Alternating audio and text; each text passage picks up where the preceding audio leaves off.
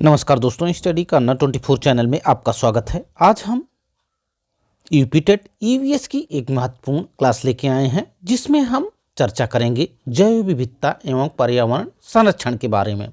यह एक महत्वपूर्ण टॉपिक है जिससे यूपी टेट हमेशा एग्जाम्स में क्वेश्चन पूछता है। आइए क्लास शुरू करते हैं। क्लास शुरू करने से पहले यदि आप हमारे चैनल पर नए हैं तो हमारे चैनल स्टडी कॉर्नर 24 को जरूर सब्सक्राइब करें। इसके अलावा हमने टेलीग्राम चैनल बनाया हुआ है, उसका लिंक डिस्क्रिप्शन बॉक्स में उपलब्ध है, वहां से आप ज्वाइन हो सकते हैं। उसके ज्वाइन होने के फ़ायदे ये हैं कि क्लास की पीडीएफ आपको आसानी से टेलीग्राम पर मिल जाएगी, तो टेलीग्राम चैनल जरूर ज्वाइन करें। आइए शुरू करते हैं। जैव विविधता एवं पर्यावरण संरक्षण, बायोडाइवर्सिटी एंड इन्वायरमेंटल प्रोटेक्शन। बात करते हैं बायोडाइवर्सिटी की। बायोडाइवर्सिटी बायो प्लस डाइवर्सिटी से मिलकर बना है। किससे मिलकर बना है? बायो और डाइवर्सिटी से मिलकर बना है। बायो का अर्थ होता है लिविंग यानी जीवित वस्तुएं। बायो का अर्थ क्या होता है? लिविंग यानी जीवित वस्तुएं। और डाइवर्सिटी का अर्थ होता है डिफरेंट स्पीसीज यानी विभिन्न प्रजातियां। बायोडाइवर्सिटी दो शब्दों से मिलकर बना है। किससे किससे? बायो प्लस डाइवर्सिटी से। बायो का अर्थ होता है लिविंग यानी जीवित वस्तुएं, और डाइवर्सिटी का मतलब होता है डिफरेंट स्पीसीज यानी विभिन्न प्रजातियां। जीवों की विभिन्न प्रजातियों का एक ही स्थान पर पाए जाना जैव विविधता कहलाता है। एक बार फिर सुने, जीवों की विभिन्न प्रजातियों का एक ही स्थान पर पाया जाना ही जैव विविधता कहलाता है। बायोडाइवर्सिटी शब्द बायो प्लस डाइवर्सिटी से मिलकर बना है, जिसमें बायो का अर्थ होता है लिविंग और डाइवर्सिटी का अर्थ होता है डिफरेंट स्पीसीज यानी विभिन्न प्रजातियां। जीवों की विभिन्न प्रजातियों का एक ही स्थान पर पाया जाना ही क्या कहलाता है? जैव विविधता कहलाता है। अब हम आगे बढ़ते हैं। जैव विविधता शब्द सर्वप्रथम प्रयोग 1985 ईस्वी में W.G. रोजन ने किया। जैव विविधता शब्द का प्रयोग सर्वप्रथम किसने किया? जैव विविधता शब्द का प्रयोग सर्वप्रथम 1985 ईस्वी में W.G. रोजन ने किया। कभी कभी यह एग्जाम्स में पूछा जाता है कि जैव विविधता शब्द का प्रयोग सर्वप्रथम किसने किया? W.G. रोजन ने किया। कब किया? 1985 में। संयुक्त राष्ट्र संघ द्वारा 22 मई को अंतर्राष्ट्रीय जैव विविधता दिवस के रूप में मनाया जाता है। यह बहुत बार पूछा गया है और पूछा जाएगा भी कि अंतर्राष्ट्रीय जैव विविधता दिवस कब मनाया जाता है। तो अंतर्राष्ट्रीय जैव विविधता दिवस 22 मई को मनाया जाता है। किसके द्वारा? संयुक्त राष्ट्र संघ द्वारा 22 मई को अंतर्राष्ट्रीय जैव विविधता दिवस के रूप में मनाया जाता है। जीव जंतुओं की जातियों में पाई जाने वाली विभिन्न प्रकार की भिन्नताएं व उनकी विशेषताएं ही जैव विविधता कहलाती हैं। दूसरे शब्दों में हम कह सकते हैं जीव जंतुओं की जातियों में पाई जाने वाली विभिन्न प्रकार की भिन्नताएं व उनकी विशेषताएं ही जैव विविधताएं कहलाती हैं। जैव विविधता शब्द की खोज 1985 ईस्वी में W.G. रोजन ने की। किसने की?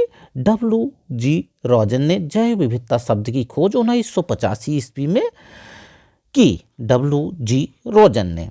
बढ़ते हैं आगे, देखते हैं जैव विविधता अधिनियम एक्ट यानी भारत में जैव विविधता व संबंधित ज्ञान के संरक्षण के लिए 2002 में जैव विविधता अधिनियम तैयार किया गया। कब तैयार किया गया? 2002 में जैव विविधता अधिनियम तैयार किया गया। जैव विविधता अधिनियम एक्ट की बात करते हैं। भारत में जैव विविधता व संबंधित ज्ञान के संरक्षण के लिए 2002 में जैव विविधता अधिनियम तैयार किया गया। जैव विविधता सबसे ज्यादा पृथ्वी पर विषुवत रेखा 0 डिग्री या भूमध्य रेखा पर सर्वाधिक पाई जाती है। कहाँ पे पाई जाती है? जैव विविधता सबसे ज्यादा पृथ्वी पर विषुवत रेखा पर या 0 डिग्री या भूमध्य रेखा पर सर्वाधिक पाई जाती है। भारत में सबसे ज़्यादा जैव विविधता केरल राज्य में पाई जाती है। यह बहुत ही महत्वपूर्ण है आपके यूपी टेट के एग्जाम के लिए। भारत में सबसे ज़्यादा जैव विविधता कहाँ पर पाई जाती है? भारत में सबसे ज़्यादा जैव विविधता केरल राज्य के शांत घाटी में पाई जाती है। शांत घाटी जो केरल राज्य में स्थित है वह सबसे ज़्यादा जैव विविधता वाला क्षेत्र है। कौन सा क्षेत्र?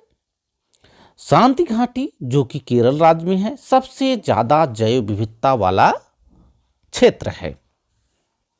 हमने आपको बताया भारत में जैव विविधता व संबंधित ज्ञान के संरक्षण के लिए वर्ष 2002 में जैव विविधता अधिनियम तैयार किया गया। कब तैयार किया गया? वर्ष 2002 में तैयार किया गया। जैव विविधता सबसे ज्यादा पृथ्वी पर विषुवत रेखा 0 डिग्री या भूमध्य रेखा पर सर्वाधिक पाई जाती है। भारत में सबसे ज्यादा जैव विविधता केरल राज्य में पाई जाती है। शांति घाटी जो केरल राज्य में स्थित है वह सबसे ज्यादा जैव विविधता वाला क्षेत्र है। देशों में यदि बात की जाए तो सबसे ज्यादा जैव विविधता ब्राजील राज्य में पाई जाती है। कहां पे पाई जाती है? देशों की यदि बात की जाए तो सबसे ज्यादा जैव विविधता ब्राजील राज्य में पाई जाती है। कहां पर?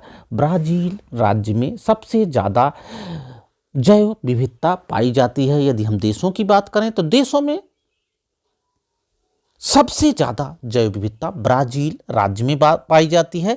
जबकि हम भारत की बात करते हैं तो भारत में सबसे ज्यादा जैव विविधता वाला क्षेत्र केरल का शांति घाटी वाला क्षेत्र है। अब हम आगे बढ़ते हैं, जैव विविधता संरक्षण के लिए किए गए सम्मेलन की बात कर लेते हैं। जैव विविधता संरक्षण के लिए किए गए सम्मेलन की हम बात कर लेते हैं।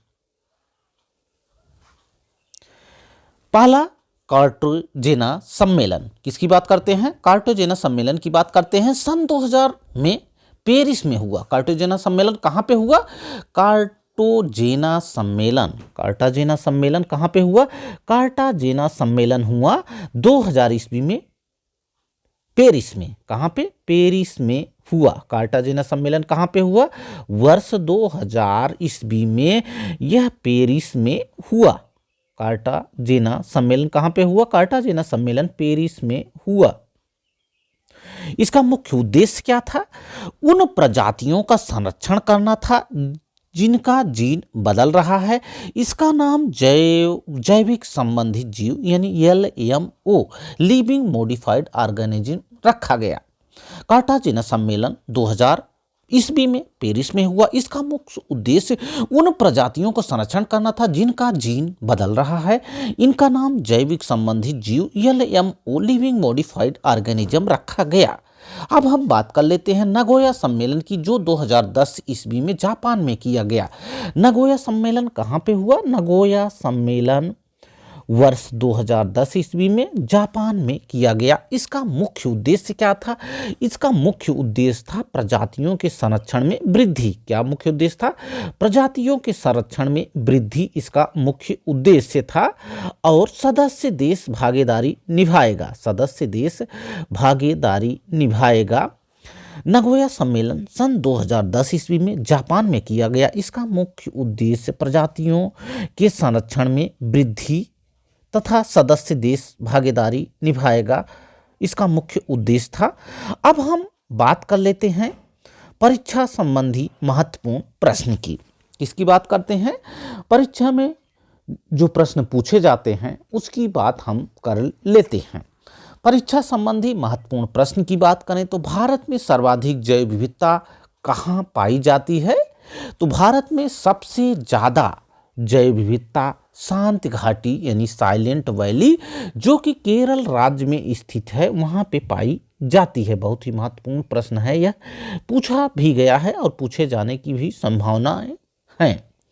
यूपी टेट के लिए हम बात कर रहे हैं जैव विविधता एवं पर्यावरण संरक्षण की, जिसमें हम जैव विविधता और पर्यावरण संरक्षण को बताए हैं और उसके बाद हम कुछ महत्वपूर्ण प्रश्नों की बात कर रहे हैं, जिसमें भारत में सर्वाधिक जैव विविधता कहाँ पाई जाती है। भारत में सर्वाधिक जैव विविधता साइलेंट वैली यानी शांत घाटी जो कि केरल राज्य में है वहाँ पे पाई जाती है। बात करते हैं दूसरे प्रश्न की, पृथ्वी पर सबसे ज्यादा जैव विविधता कहाँ पर पाई जाती है, विषुवत रेखा या भूमध्य रेखा या 0 डिग्री पर सर्वाधिक जैव विविधता पाई जाती है। जब प्रश्न ऐसे करके आएगा कि पृथ्वी पर सबसे ज्यादा जैव विविधता कहाँ पर पाई जाती है, तो पृथ्वी पर सबसे ज्यादा जैव विविधता विषुवत रेखा, भूमध्य रेखा या 0 डिग्री पर पाई जाती है। बात करते हैं जैव विविधता शब्द की खोज किसने की। जैव विविधता शब्द की खोज की रोजन ने कब की, 1985 ईस्वी में। हम बात कर रहे हैं परीक्षा संबंधी महत्वपूर्ण प्रश्न की। जैव विविधता शब्द की खोज किसने की। जैव विविधता शब्द की खोज की रोजन ने कब की, 1985 में। आगे बढ़ते हैं, देखते हैं दो और महत्वपूर्ण प्रश्न जो यूपीटेट के लिए बहुत ही महत्वपूर्ण है। अंतर्राष्ट्रीय जैव विविधता दिवस कब मनाया जाता है। अंतर्राष्ट्रीय जैव विविधता दिवस 22 मई को मनाया जाता है, जो कि बहुत ही महत्वपूर्ण प्रश्न है। चाहे जो एग्जाम हो, यूपीटेट के अलावा अन्य एग्जाम में भी पूछा जाता है। अंतर्राष्ट्रीय जैव विविधता दिवस कब मनाया जाता है। अंतर्राष्ट्रीय जैव विविधता दिवस मनाया जाता है 22 मई को। लास्ट प्रश्न की बात करते हैं, WWF का आशय क्या है। WWF का आशय है world wild life fund. WWF का आशय क्या है। WWF का आशय है world wild life fund. World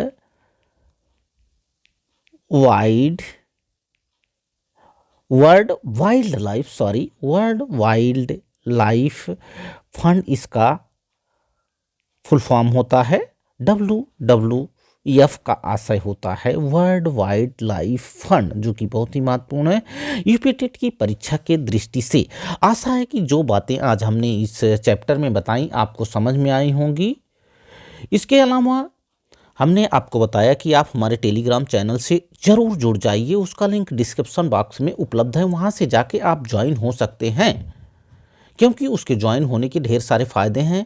हम अपने क्लास का महत्वपूर्ण PDF उस पर सेंड करते रहते हैं, जिससे वह आपको आसानी से मिल जाएगा। आशा है कि वीडियो अच्छा लगा होगा। वीडियो अच्छा लगा हो तो वीडियो को लाइक करें, शेयर करें तथा हमारे चैनल स्टडी कॉर्नर 24 को जरूर सब्सक्राइब करें। Thanks for watching this video. Thank you.